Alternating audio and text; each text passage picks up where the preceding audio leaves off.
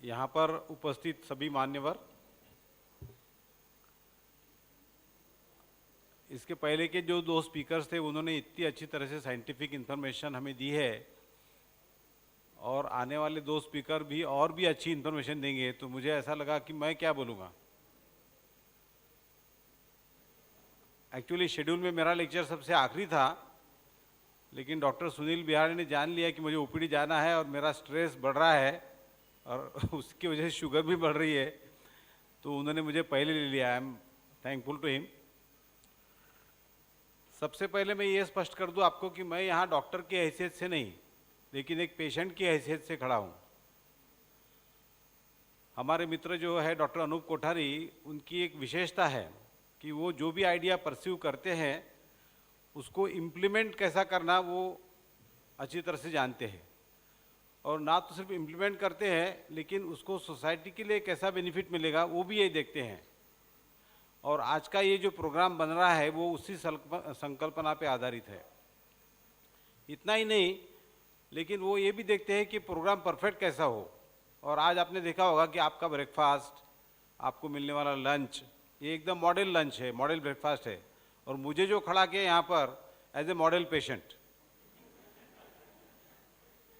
तो उसके लिए भी मैं डॉक्टर अनूप कोठारी का शुक्रगुजार हूँ कि उन्होंने मुझे अवसर दिया कि आपके साथ मेरी कुछ बातें शेयर करूँ। और ये बात और है कि मैं यहाँ कुछ भी साइंटिफिक बोलने वाला नहीं हूँ, क्योंकि साइंटिफिक बोलने के लिए अपने पास बहुत सारे अच्छे अच्छे स्पीकर्स हैं। मैं जो बोल रहा हूँ वो एक मेरा अनुभव है, और कुछ चीज़ें मैं खुद के बारे में आपको डिस्क्लोज करूँगा और मुझे उसमें कोई परेशानी नहीं है। आज मेरी उम्र है 67 ईयर्स और मुझे 40 साल से डायबिटीज़ है और 25 साल से मैं इंसुलिन ले रहा हूँ। डॉक्टर अनूप कोठारी ने जो हमको फॉर्मूला दिया हाइट और वेट का, तो मेरी हाइट है 160 सेंटीमीटर, मेरा वेट है 62 केजी, और फॉर्मूले के हिसाब से मेरा वेट एकदम आइडियल है। हाल ही में मुझे अगस्त में कोरोना हुआ था, 8 दिन मैं एडमिट था, और with the grace of God और आपकी शुभकामनाओं से मैं successfully came out. Not only that, पिछले 10 साल में मेरे ऊपर 3-4 मेजर माइनर ऑपरेशन भी हुए हैं। अब ये सारी चीज़ें आपको बताने का मतलब ये नहीं है कि मैं बहुत ग्रेट हूँ या मैं कुछ सुपरमैन हूँ। It's not like that. On the contrary, I will like to be very much down to earth, my friends know very well. ये चीज़ें बताने का मकसद एक ही है कि डायबिटीज़ को अगर आप कंट्रोल में रखो तो आप अच्छी तरह से नॉर्मल हेल्दी लाइफ जी सकते हो। That is the only intention. कि इतना सब होने के बाद में भी ये करता हूँ, मैं काम भी करता हूँ, सुनील ने बताया है। तो that is the only intention in telling all this things. अभी मेरा डायबिटीज डायग्नोज हुआ था 30 साल की उम्र में। That time I did not have any symptom. मैं किसी और चीज़ के लिए मेडिकल टेस्ट करवा रहा था और उसमें पता चला कि मेरी शुगर ज़्यादा है, फास्टिंग भी, पोस्ट मील भी। अब इसमें मुझे कुछ हैरानी नहीं थी, there was no surprise, because I was knowing कि मुझे आज ना कल डायबिटीज़ होना है, because my father was very much severely and uncontrol diabetes. Strong family history होने से मुझे पता था कि डायबिटीज़ होना है, तो मुझे कोई ऐसा सरप्राइज या शॉक नहीं लगा। लेकिन इसमें एक मैसेज ऐसा है कि असिम्टोमेटिक होने के बाद भी अगर आपका डायग्नोसिस डायबिटीज़ का होता है तो एक बहुत अच्छी बात है। जिसको रिस्क फैक्टर है, जिसकी फैमिली में डायबिटीज़ है, जो ओबीज है, जो 45 साल के ऊपर उनकी उम्र है, तो उनको ये ज़रूरी है कि साल में 1 बार 2 बार अपनी टेस्ट जरूर कराए। इसका फ़ायदा ये होता है कि सिम्टम्स आने के बाद तो डायग्नोसिस होगा, लेकिन आपका डायग्नोसिस अगर अर्ली होता है तो नेचुरली आपके कॉम्प्लिकेशंस को आप प्रिवेंट कर सकते हो, कॉम्प्लिकेशंस कम हो सकते हैं। तो दैट इज़ द मैसेज। अभी कोई भी पेशेंट को नया नया डायग्नोसिस, जब डायग्नोसिस होता है डायबिटीज़ का, तो शुरू में रिएक्शन ये होती है कि नहीं नहीं नहीं, डिनायल रहता है, रिजेक्शन रहता है कि मुझे डायबिटीज़ हो नहीं सकती, मुझे कैसी डायबिटीज़ होगी, मेरे खानदान में किसी को डायबिटीज़ नहीं है, मैं तो कभी शुगर खाता ही नहीं, मैं तो इतना काम करता हूँ। तो मुझे ये कहना है कि ये सारी बातें छोड़ो। जो लेबॉर्ट्री कहती है आपको डायबिटीज़ है, you don't ignore the facts. तो आपको डायबिटीज़ है, उसको मैनेज करना है और अच्छी तरह से रहना है, कॉम्प्लिकेशंस प्रिवेंट करना है। तो असिम्टोमेटिक होना एक्चुअली ज़्यादा अच्छा है कि आपका डायग्नोसिस जल्दी हो जाए। अगर आपको डायबिटीज़ होती भी है, किसी को भी, किसी को भी हो सकती है, तो उसमें इतना डिसअपॉइंट होने की, इतना नर्वस होने की, इतना डिप्रेस होने की कोई ज़रूरत नहीं है, क्योंकि डायबिटीज़ अभी एक कॉमन डिसीज़ है और इंडिया में तो India is suppose to be the capital of diabetes. और पहले तो ऐसा समझा जाता था, हम जब मेरी डायबिटीज़ डायग्नोस हुई तो पहले ऐसा समझा जाता था कि डायबिटीज़ एक इलाइट क्लास, एग्जीक्यूटिव क्लास की बीमारी है, वाइट कॉलर की बीमारी है। और वही तो और भी अच्छा है कि डायबिटीज़ होना एक तो बहुत गर्व की बात है। मुझे अभी भी आनंद फिल्म का वो डायलॉग याद आता है, राजेश खन्ना को कैंसर होता है तो बोलता है कि मुझे ऐसी बीमारी होना चाहिए जिसका नाम लंबा चौड़ा है, लिम्फोसार्कोमा ऑफ द इंटेस्टाइन। तो ये उस वक्त का थिंकिंग था, बट ऐसा नहीं है, ये कोई गर्व की बात नहीं है। लेकिन ऑफ कोर्स डिसअपॉइंट होने की, नर्वस होने की कोई ज़रूरत नहीं, क्योंकि डायबिटीज़ के ऊपर इलाज है। उस वक्त जब मुझे डायबिटीज़ हुआ था तो मुझे बोला गया था कि आपको ज़िंदगी भर इंसुलिन लेना है, कोई ऑप्शन नहीं है। लेकिन आज हम यहाँ जो बैठे हैं तो रिवर्सल ऑफ डायबिटीज़ की बात कर रहे हैं, जबकि it was incurable disease in those days. तो अभी ये सच है, पिछले 10 साल से ये कंसेप्ट आया हुआ है कि डायबिटीज़ रिवर्स हो सकती है। और मुझे भी ऐसा लगने लगा कि शायद कुछ दिनों के बाद मेरा भी इंसुलिन छूट जाएगा। तो ये बहुत बड़ी बात है, ये बहुत बड़ा रिवॉल्यूशन है। और यहाँ की जो गाइडलाइंस है वो आप अगर फॉलो करोगे तो डेफिनेटली डायबिटीज़ आपकी नष्ट हो सकती है। तो इसलिए डिसअपॉइंट होने की कोई ज़रूरत नहीं है। एट द सेम टाइम मैं आपको ये बोलूँगा कि डायबिटीज़ को बहुत ज़्यादा सीरियसली नहीं लेना, लेकिन बहुत ज़्यादा लाइटली भी मत लीजिए, क्योंकि डायबिटीज़ के कॉम्प्लिकेशन डॉक्टर मधुर ने जो बताया कि हमारा ब्रेन अफेक्ट होता है, आइज़ अफेक्ट होती है, हार्ट होता है, किडनी होता है, नर्व्स होती है। तो ये जो टारगेट ऑर्गन्स है लॉन्ग टर्म डायबिटीज़ में जो अफेक्ट होते हैं, तो इसलिए उसको ज़्यादा लाइटली भी नहीं लेना चाहिए। तो these are some practical things which I am telling you from my experience. अब समझो डायबिटीज़ हो गई किसी को, तो उसको अपने लाइफस्टाइल में और डाइट में, ये तो आप दिन भर सुन रहे हैं कि क्या करना है, लेकिन मुझे ऐसा लगता है कि सबसे पहले क्या करना चाहिए कि you have to follow some discipline, that is very very important.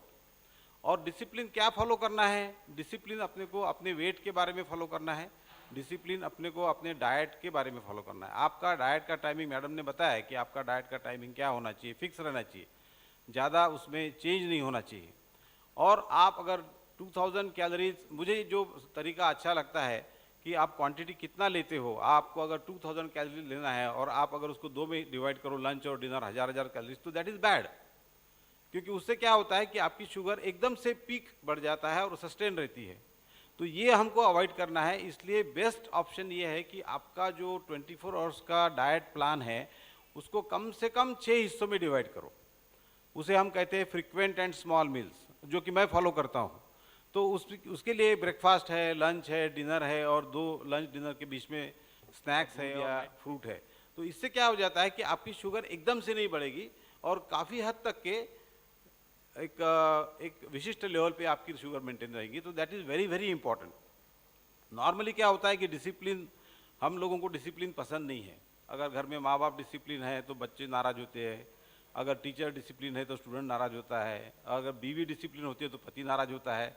तो ये तो डिसिप्लिन हम किसी को अच्छी लगती है, लेकिन फिर भी डायबिटीज़ के लिए कुछ ना कुछ डिसिप्लिन फॉलो करना बहुत ज़रूरी है। अब डिसिप्लिन की बात करो तो मैं ये भी आपको कहूँगा कि you need not be too rigid. बहुत ज़्यादा रिजिडली आप फॉलो कर नहीं सकते, it is not practical. At the same time it should not be very much flexible. तो अब जैसे हाल ही में एक वीडियो मैंने देखा, मैंने डॉक्टर अनूप कोठारी को भी भेजा था, तो उनको बहुत अच्छा लगा और उसके लिए उन्होंने मुझे यहाँ खड़ा कर दिया। तो उसमें एक डॉक्टर साहब बता रहे थे कि आपको फ्रूट्स कौन से खाना है, कौन से नहीं खाना है। तो उन्होंने बताया कि डायबिटीज़ के लिए एप्पल अच्छी है, पेरू अच्छा है, जामुन अच्छे है, वो आप खा सकते हो, लेकिन आपके लिए आम अच्छा नहीं है, ग्रेप्स अच्छे नहीं है, चीकू अच्छा नहीं है। तो उन्होंने यहाँ तक के कहा कि आप इसको चख सकते हो, आप आम को चख सकते हो, खा नहीं सकते। अब ये मुझे बिल्कुल पता नहीं, ये कितनी अटपटी बात है कि किसी को चख सकते हो, आप कल चल के आप बोलोगे कि इसको देख सकते हो। तो ये तो ह्यूमन नेचर है, ये तो पॉसिबल नहीं है। कहने का मतलब ये है कि you need not B that rigid. अगर आपको खाना है आप खाइए, लेकिन एक बहुत इंपॉर्टेंट चीज़ है कि everything should be in moderation. अगर आप बोलोगे मैं 2, 4, 5 आधा किलो आम खा लूँगा तो दैट इज़ नॉट पॉसिबल। आप 1 या 2 स्लाइस खाइए, तो उससे इतना कुछ फर्क नहीं पड़ेगा। तो व्हाट आई मीन कि you should not B so much rigid, थोड़ी सी फ्लेक्सिबिलिटी अलाउड है। और ये इतना रिजिड करना कि आप इसको देख सकते हो लेकिन छू नहीं सकते, तो that is ridiculous I suppose. So that should not be there. तो अभी डायबिटीज़ होने के बाद में डॉक्टर के पास जाना है, ट्रीटमेंट तो लेना ही है, उसके लिए तो कोई ऑप्शन नहीं है, इट इज़ मैंडेटरी। लेकिन मैं हमेशा मेरे जूनियर्स को ये बोलता हूँ कि अगर आपको कोई भी क्रॉनिक बीमारी जैसे है, जैसे कि डायबिटीज़ है, हाइपरटेंशन है, इवन ब्रोंकियल अस्थमा है, किडनी प्रॉब्लम है, इवन साइकेट्रिक प्रॉब्लम भी है, तो जिसको भी जो क्रॉनिक बीमारी है तो उसको डॉक्टर के पास तो जाना ही है। लेकिन मैं उनको एडवाइस करता हूँ कि आप खुद का डॉक्टर खुद बनो। इसका मतलब ये नहीं कि आप खुद की ट्रीटमेंट खुद करो। आपको क्या करना है कि आपकी बीमारी के बारे में जितना भी कुछ इंफॉर्मेशन आप कलेक्ट कर सकते हो, उसकी सिम्टोमेटोलॉजी क्या है, उसकी कॉम्प्लिकेशंस क्या है, उसके कॉम्प्लिकेशंस कैसे आप पहचान सकते हैं, मैनेजमेंट के नए नए तरीके क्या है, तो ये नॉलेज आपको होना इसलिए ज़रूरी है कि हर टाइम डॉक्टर आपके लिए अवेलेबल नहीं हो सकता है। तो आपकी बीमारी के लिए आपको आपकी बीमारी को जानना बहुत ज़रूरी है। जैसे कि डायबिटीज़ में जैसे मधुर ने बताया कि हाइपोग्लाइसीमिया, हाइपरग्लाइसीमिया, ये दो डेडली कॉम्प्लिकेशंस है। क्योंकि हाइपोग्लाइसीमिया उन्होंने बताया कि हाइपोग्लाइसीमिया तो ब्लड शुगर ज़्यादा होने से भी कम होना बहुत डेंजरस है, उसमें कुछ भी हो सकता है। तो मैं हमेशा अगर आपको ये पता है कि हाइपोग्लाइसीमिया के सिम्टम्स क्या है तो आप उसको पहचान सकते हो, सेंस कर सकते हो। हाइपरग्लाइसीमिया में क्या होता है उसको सेंस कर सकते हो और आप उसका इलाज खुद डॉक्टर के आने के पहले कर सकते हो। अगर डॉक्टर की वेट करेंगे तो तब तक तो पेशेंट बहुत ऊपर चला जाएगा। तो मैं हमेशा क्या करता हूँ, हाइपोग्लाइसीमिया तो होता ही है, मुझे तो कई बार होता है। तो मेरा सिस्टम क्या है कि मैं हमेशा अपने पॉकेट में 5-7 कैंडीज़ तो रखता ही हूँ। चॉकलेट नहीं रखना चाहिए, लेकिन कैंडीज़ जो रहती है, जो इंस्टेंट ग्लूकोज देती है, वो रखना चाहिए। कभी भी ऐसा लगे तो आप इमीडिएटली पेशेंट के सामने भी मैं खा लेता हूँ, और मुझे ज़रूरत नहीं रही तो एक आधे पेशेंट को भी दे देता हूँ, वो भी खुश हो जाता है बच्चा हमारा। तो ये इसलिए खुद का डॉक्टर खुद बनना चाहिए। आजकल इन्फॉर्मेशन हर जगह मिलती है, नेट पे मिलती है, सोशल मीडिया पे मिलती है, कोई प्रॉब्लम नहीं है। अगर आप इन्फॉर्मेशन लोगे तो आप डॉक्टर से भी ज़्यादा होशियार हो जाओगे। तो ये बहुत ज़रूरी है। हाइपरग्लाइसीमिया मुझे बहुत बार होता है कि वो काम करते करते ऐसा लगता है मुझे कि शुगर बढ़ रही है। तो मुझे पहले क्या होता है कि I feel very much drowsy, मुझे नींद आती है। ये सिम्टम मैंने देखा है लिटरेचर में, लेकिन मिला नहीं।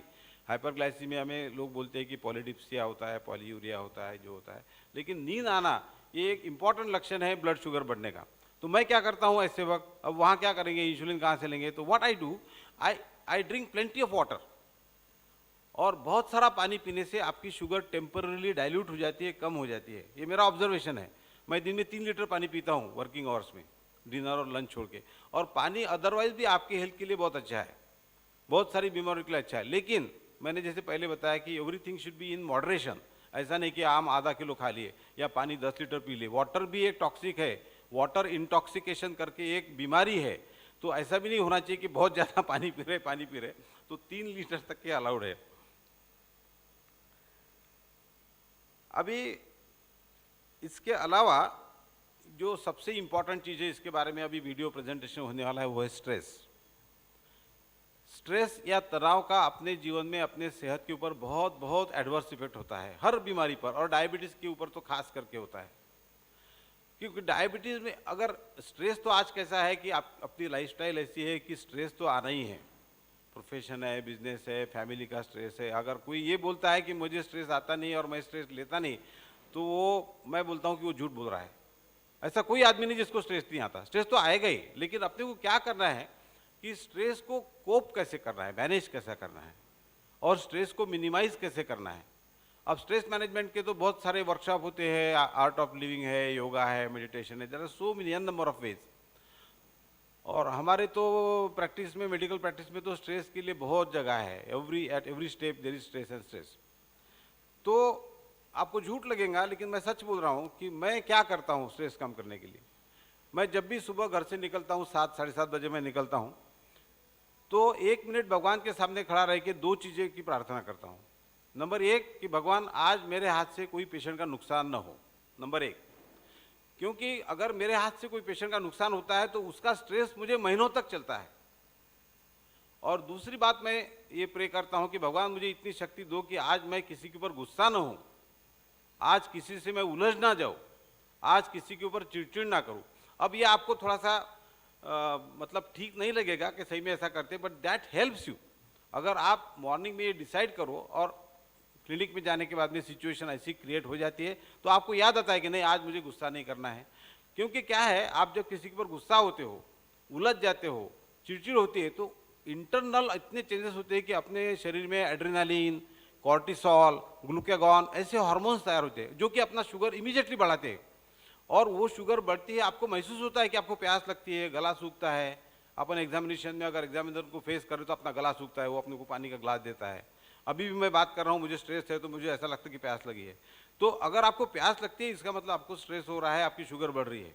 और मैं पानी पी के उसको कम करता हूँ। So these are the simple ways you can follow in your day to day life. आपको शायद अच्छा न लगे लेकिन ये मेरा सिस्टम है, मैं ऐसा करता हूँ और मैं इसके लिए आज खड़ा हूँ यहाँ पर कि मैं साइंटिफिक कुछ नहीं बोलूँ, मैं सिर्फ मेरा अनुभव बोलूँ। उसके बाद में एक्सरसाइज जो है, एक्सरसाइज के बारे में डॉक्टर नरेंद्र राठी सर आपको अच्छी तरह से बताने वाले हैं। एक ही मैं बताऊंगा कि एक्सरसाइज का वेरी इंपॉर्टेंट रोल है। लेकिन आप सब लोग यहाँ पर 50 प्लस है तो आपको जितना आप टॉलरेट कर सकते हो, बहुत अपने को विगरस एक्सरसाइज करके सलमान खान तो बनना नहीं है। तो जो हम टॉलरेट कर सकते हैं, और मेरे हिसाब से cycling and walking, brisk walking is the best exercise. मैं पिछले कई सालों से सिर्फ आधा घंटा वॉक करता हूँ और मुझे ऐसा लगता है कि मुझे उससे बहुत बहुत फायदा है। इसके बाद में मैं बोलना चाहूँगा कि डायबिटीज़ आपको है, आप फैमिली में रहते हो तो आपके फैमिली का कोऑपरेशन आपको मिलना बहुत ज़रूरी है। आपको झूठ लगेगा लेकिन जब से मुझे डायबिटीज़ हुई है तो मेरे फैमिली में मेरी वाइफ और मेरी डॉटर ने भी स्वीट्स खाना कम कर दिया। वो नेसेसरी नहीं है, it is not the rule, but it is such a good cooperation कि तुम प्रोवोक नहीं होते। हमारे घर में आइसक्रीम आती है तो शुगर फ्री आती है, अगर कोई मिठाई आती है तो शुगर फ्री मिठाई आती है। सो अगर हर फैमिली में ऐसा कोई करे तो वो एक डायबिटीज़ पेशेंट के लिए बहुत अच्छा रहेगा। और लास्टली मुझे ये बताना है कि जो अनूप कोठारी ने मुझे यहाँ खड़ा कर दिया, तो ये एक कैजुअल अप्रोच नहीं है, दिस इज साइंटिफिक अप्रोच। क्योंकि डायबिटीज़ के मैनेजमेंट में जो एक्सपर्ट लोग हैं उन्होंने ये बताया है कि दवाई के अलावा health education of the patient is very important, and one of the way of health education is to have an interaction with senior patient. अब यहाँ पर मुझे ऐसा लगता है कि एक माननीय रमेश जी बजाज अगर छोड़ दिए तो मैं सीनियर मोस्ट डायबिटिक हूँ। तो ऐसे सीनियर मोस्ट डायबिटिक के साथ में अगर आप इंटरेक्शन करोगे, उसकी प्रॉब्लम्स क्या है, उसके सॉल्व करने के तरीके क्या है, तो एक अच्छा माहौल और अच्छा एजुकेशन हमें मिल सकता है। और सबसे आखिरी में मैं ये बोलूँगा कि अगर आप अफोर्ड कर सकते हो, कोई विशेष प्रॉब्लम नहीं है, 5-7 हज़ार में ग्लूकोमीटर मिलता है। हर डायबिटिक के पास में ग्लूकोमीटर होना बहुत ज़रूरी है, क्योंकि एवरी टाइम जब भी आपको लगता है कि हाइपोग्लाइसीमिया हुआ, शुगर बढ़ गई, तो इंस्टेंटली आप चेक करोगे, कहाँ लेबोरेटरी में जाओगे, कब रिपोर्ट आएगी, किसको कंसल्ट करोगे। तो बहुत आसान तरीका है, उससे आप आपका डायबिटीज़ कंट्रोल में, रेगुलेशन में रख सकते हो। तो मुझे ऐसा लगता है कि जो कुछ भी मुझे मेरे पास बोलने लायक था वो मैंने बोल दिया। Once again, I am thankful to Dr. Anup Kothari and thank you all for patient listening. Thank you very much.